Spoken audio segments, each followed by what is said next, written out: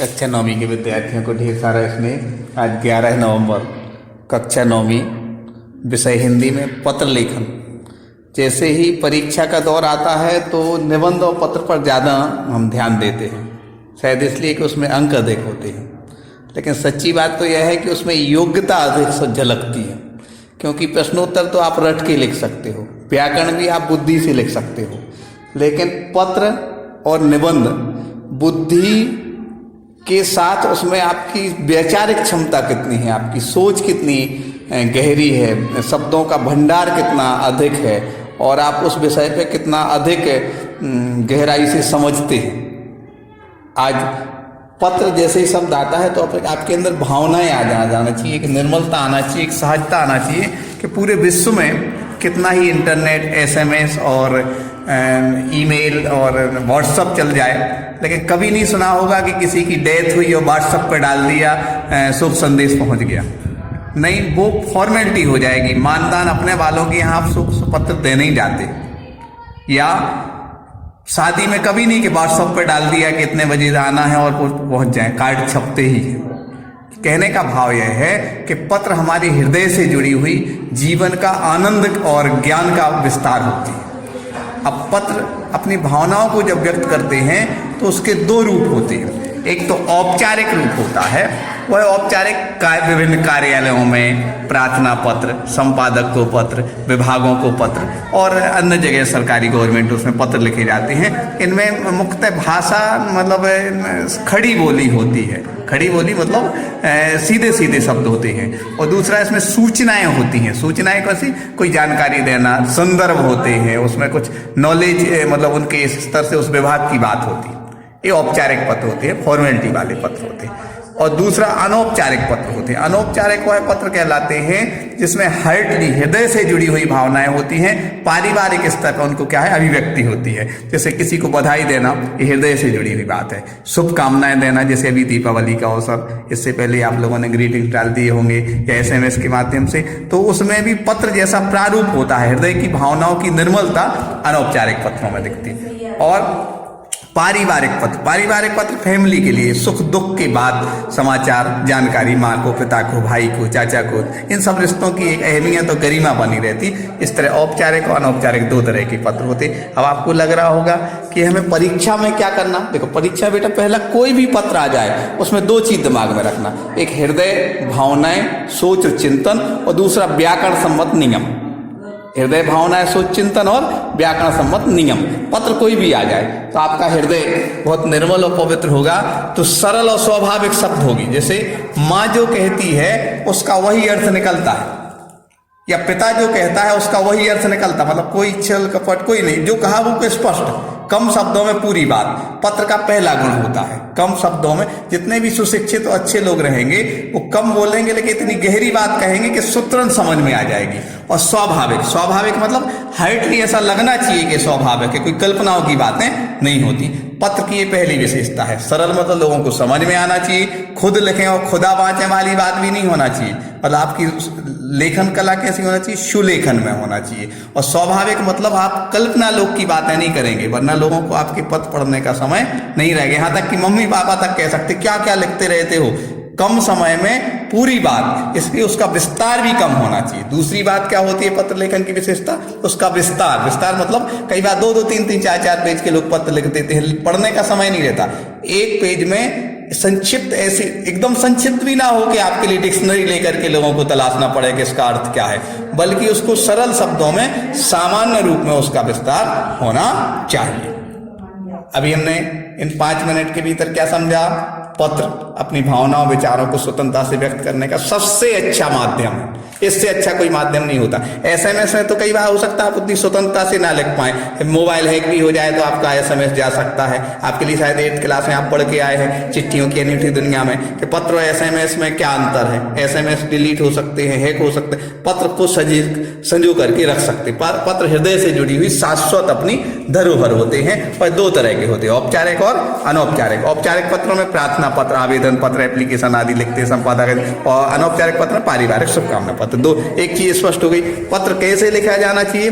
सरल और स्वाभाविक होना चाहिए, सामान्य विस्तार उसका होना चाहिए, अधिक विस्तार नहीं। जहां जो कोमा चिन्ह आदि लगना चाहिए, व्याकरण सम्मत नियम होना चाहिए, वह होना चाहिए। इतनी बात तो आपको बेसिक रूप में 5 मिनट में स्पष्ट हो गई। अब जो नियम होते हैं, जैसे गाड़ी चलाते हैं तो गाड़ी के जो नियम पालन करेंगे तो उससे आपके लिए सुकून रहेगा।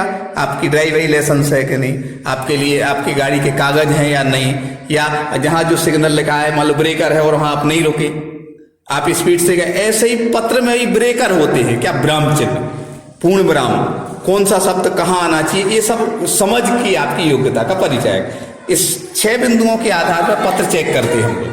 कितने बिंदुओं के आधार पर पत्र चेक करते हैं? 6 बिंदुओं के आधार। पहला बेटा होता है प्रेषक का स्थान और पता और दिनांक। सबसे पहले प्रेषक कौन कहलाता है बेटा? जो स्वयं पत्र लिखता है। जैसे हम आपको पत्र लिखें, आप बच्चों के लिए हम पत्र लिखें तो हम प्रेषक कहलाए। यदि आप अपने पापा जी को पत्र लिख रहे हैं तो आप प्रेषक कहलाए।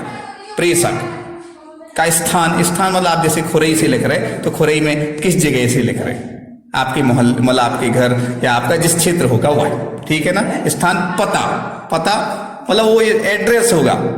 जैसे आप होली फैमिली का के वो परीक्षा भवन से लिख रहे हैं तो आप वहां लिखोगे परीक्षा भवन, होली फैमिली स्कूल खुरई, ये पता हो गया।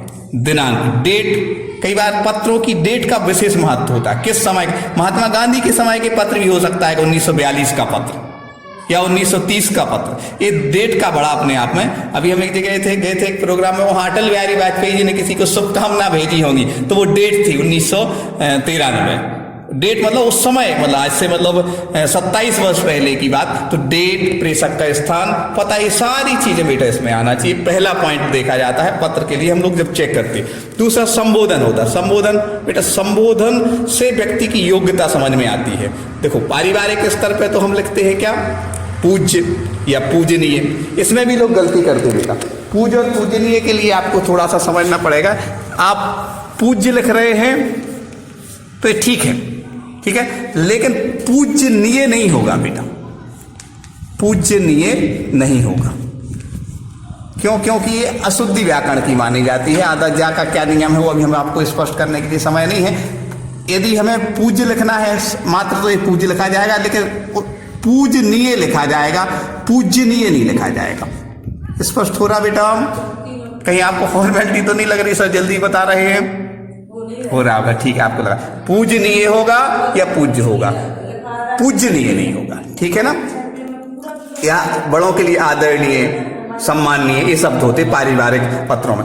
लेकिन औपचारिक पत्रों में जरूरी नहीं। वहां तो क्या लिखा जाता संबोधन में बेटा? सेवा में, सेवा में, बड़े या प्रति। स्पष्ट हो रहा बेटा? सेवा में या प्रति, ठीक है। इस तरह संबोधन, संबोधन स्पष्ट हुआ। अब संबोधन जैसा होगा वैसा अभिवादन होगा। जैसे संबोधन में इसलिए जगह पूज्य तो उसका अभिवादन भी क्या होगा? सादर प्रणाम या चरण स्पर्श। अभिवादन समझ में आ रहा? प्रणाम या चरण स्पर्श, या सम्मानीय तो सादर नमस्कार, ये अभिवादन, ठीक है ना। अब पत्र का मुख्य भाग, मुख्य मतलब मूल चीज क्या कहना चाहते हैं, मेन जो थ्योरी होती है वह पत्र के मुख्य भाग में आती है। इसमें थोड़ा विस्तार होता है, 3-4 पंक्तियों में होता है। आप लोग आवेदन लिखते ना तो उसमें सविनय निवेदन है कि मैं कक्षा 6वीं का विद्यार्थी हूँ, मुझे कल रात्रि से बुखार आ गया है, ये सब पत्र का मुख्य भाग है बेटा, ठीक है ना। इसके बाद होता है आखिरी में धन्यवाद भी लिखते हैं। यदि सरकारी या किसी ऑफिशियल वर्क हो रहा है या पारिवारिक होता है तो वहां धन्यवाद नहीं लिखा जाता। तो उसके बाद आता है आत्मबोधन। आत्मबोधन मतलब हमने जिसको संबोधन दिया है, जिसके बारे में कुछ कहा है, उसका स्वरूप क्या है, उनका स्तर क्या है। स्तर मतलब वो मतलब जितने बड़े हैं उनके सामने हम उतने छोटे रहेंगे। जैसे बड़े भाई को पत्र लिखिया, पूज्य अग्रज बड़े भाई, तो यहाँ लिखा जाएगा आपका अनुज, आपका छोटा भाई। यहाँ लिखा बड़े भाई तो यहाँ क्या लिखा जाएगा? आत्मबोधन आपका छोटा भाई। मतलब आत्मबोधन कौन कहलाएगा? हम स्वयं। या किसी कार्यालय में पत्र लिख रहे हैं तो विनीत, प्रार्थी, भौदीय, ये आत्मबोधन। इसके बाद क्या होते हैं? हस्ताक्षर के बगैर पत्र का कोई महत्व नहीं है बेटा। अब आप परीक्षा भवन में जरूर हस्ताक्षर आप नहीं करेंगे, क्यों नहीं करेंगे? उसमें आपका नाम शो होगा। तो यहाँ पर इसलिए आवासा कुछ लिख देंगे, या कक्षा 9वीं 9th लिली 9th रोज, बस इतना लिख देंगे। वहाँ आप नाम और हस्ताक्षर नहीं लिखेंगे। क्यों? क्योंकि वो गोपनीय स्थिति रहती है। तो वास्तविक पत्रों में तो हस्ताक्षर और नाम होना चाहिए, लेकिन परीक्षा की दृष्टि से हमें सिर्फ रोल नंबर या अपनी कक्षा का नाम, आवासा ऐसा लिख देना चाहिए। इस तरह से बेटा स्पष्ट हुआ। पत्र का सामान्य स्वरूप समझ में आया? यदि आया होगा तो बहुत बहुत हृदय से आपके लिए स्नेह दुलार तभी सही माना जाएगा कि हम आपको प्रसन्न और सुखी बना सकें।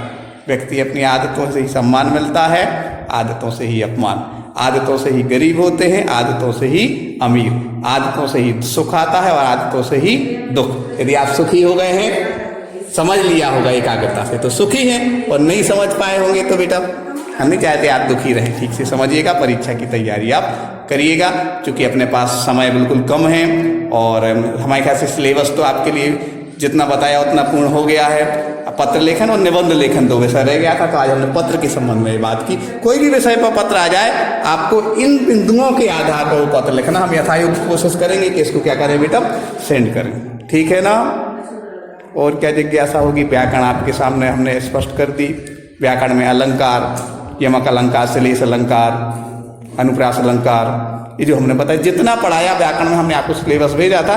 और भी आपको कुछ डाउट हो, कुछ भी हो, तो हमारे नंबर पे आप क्या कर सकते हो, कुछ आप भेज सकते हो अपनी जिज्ञासाएं। हो सकता है हम आपको तुरंत समाधान कर दें, और कोशिश करेंगे कि वो एक साथ एक वीडियो के माध्यम से समाधान करेंगे। और आपको जो भी जिज्ञासाएं हो आप हमारे नंबर पर सेंड कर सकते हैं। हमारा नंबर आपके पास पहुँचेगा।